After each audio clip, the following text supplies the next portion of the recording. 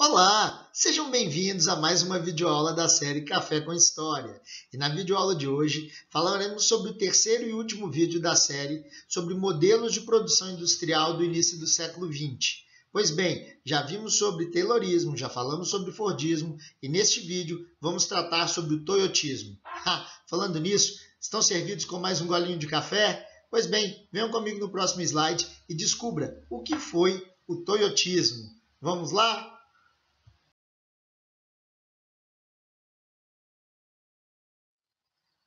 Muito bom. Aqui nesse slide, vamos trabalhar com o que foi o toyotismo. Primeiro vamos lembrar que o toyotismo vem substituir o modelo fordista, que foi um dos modelos mais brilhantes de toda a história da produção industrial no mundo. Porém, após a Segunda Guerra Mundial, o modelo japonês vai tomar conta dentro do processo da produção das fábricas de todo o planeta. Por quê? Porque ele visava a flexibilização na fabricação de produtos ao trabalhar com o processo de produção de mercadorias sob demanda. Entendeu? Fez sentido para você? Pois bem, bora lá, vamos entender um pouco mais sobre o toyotismo.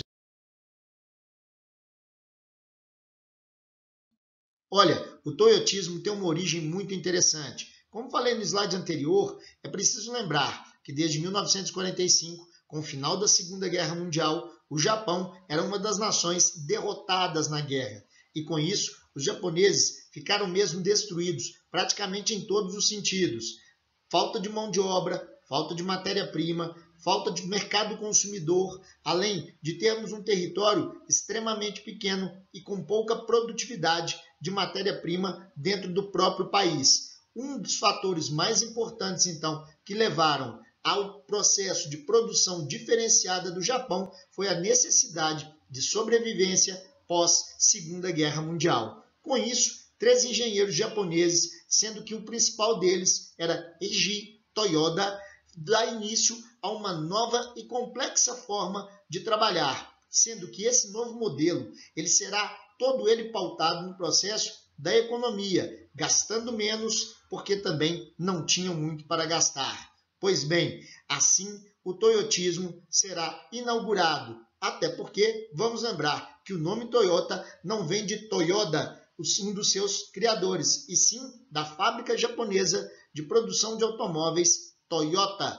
de onde aí herdou então o nome para esse modelo. Legal isso, não é? Vamos lá, temos mais coisas sobre o toyotismo.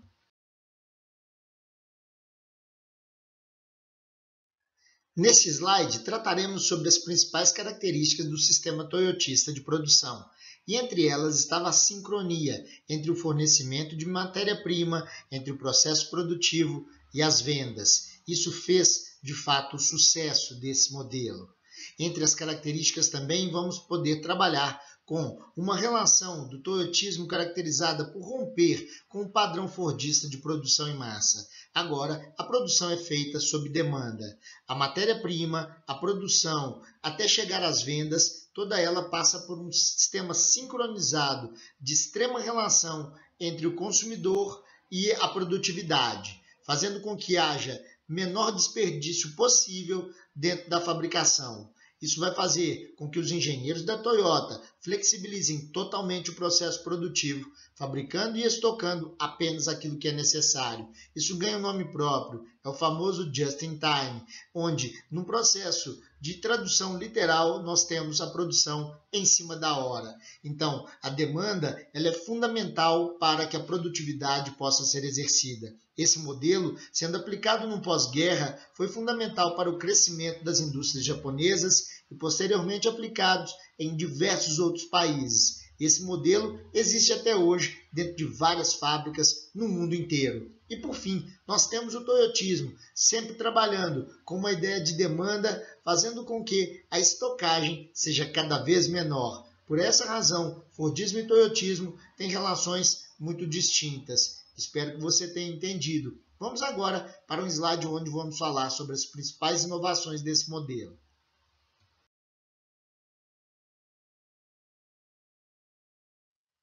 Aqui nós estamos diante de diversas inovações trazidas pelo toyotismo, sendo que a primeira delas, como vimos anteriormente, é uma produção adequada à demanda.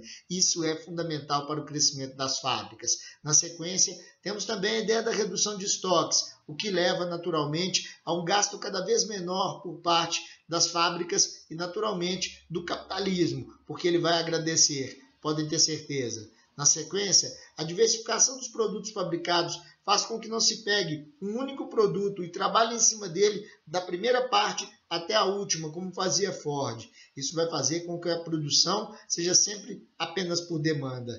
Na sequência, temos uma maior automatização, com a eletrônica e a robótica sendo aplicadas. Isso vai levar a também uma superqualificação dos empregados ali envolvidos e principalmente de uma flexibilização que chamamos de multifuncionalidade, ao contrário de Henry Ford, onde o empregado entrava na fábrica e trabalhava exclusivamente com uma só função, deixando-o alienado. Nas fábricas da Toyota, nós temos o indivíduo exercendo diversas habilidades, fazendo com que ele não se sentisse também estafado por produzir apenas uma única peça. Nós temos o sistema do Just-in-Time já comentado no slide anterior e, por fim, o processo de terceirização, fazendo com que haja redução, principalmente de estoque de matérias-primas e mercadorias dentro da mesma fábrica, pulverizando a produtividade. Uma só fábrica vai comprar, na verdade, produtos de diversas outras fábricas, aumentando assim também a produtividade dentro do Japão e de todos os países que a utilizaram.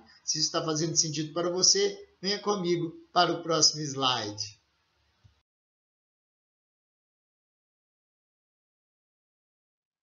Chegamos ao final de mais uma aula e nesse slide veremos as principais críticas feitas ao modelo toyotista. Sim, tiveram críticas e não foram críticas leves. A primeira delas vai questionar a alta dependência dos japoneses às matérias-primas importadas, uma vez que o solo japonês não é rico principalmente em minerais. Vamos lembrar que estamos falando de indústrias. Isso obriga os japoneses a, principalmente em se tratando de matérias-primas ligadas à natureza, são obrigados a importá-las com certeza absoluta, ficando então à mercê do mercado externo.